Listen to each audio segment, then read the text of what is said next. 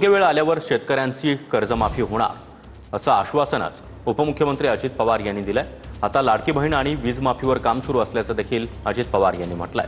शेतकऱ्यांच्या कर्जमाफीचं आश्वासन मी दिलं नव्हतं असं अजित पवार मे महिन्यात म्हणाले होते, मात्र आता योग्य वेळ आल्यावर शेतकरी कर्जमाफी करू असं अजित पवारांनी म्हटलंय। शेतकरी कर्जमाफीवर काय धोरण आहे? राजू शेट्टी आक्रमक झालेले त्याच्यावर, ते जमत नाही तर मग निर्णय का घेतला? निर्णय घेतला नाही, आश्वासन का दिलं? कुणी दिलं?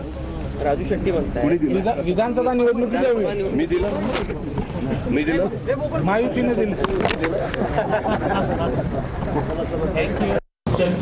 योग्य वेळ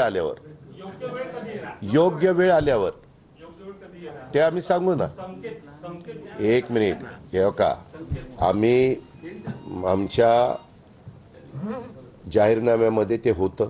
आमच्या लाडक्या बहिणीचं आमचं काम चाललेलं आहे। एकंदरीत राज्यकारभार करत असताना सगळ्या गोष्टीचा विचार करून पुढे पावलं उचलायची असतात, परंतु आमच्या मुख्यमंत्र्यांनी सांगितलेलं आहे, उपमुख्यमंत्र्यांनी सांगितलेलं आहे, मी सांगतोय की योग्य वेळ आल्यावर आम्ही ते करू।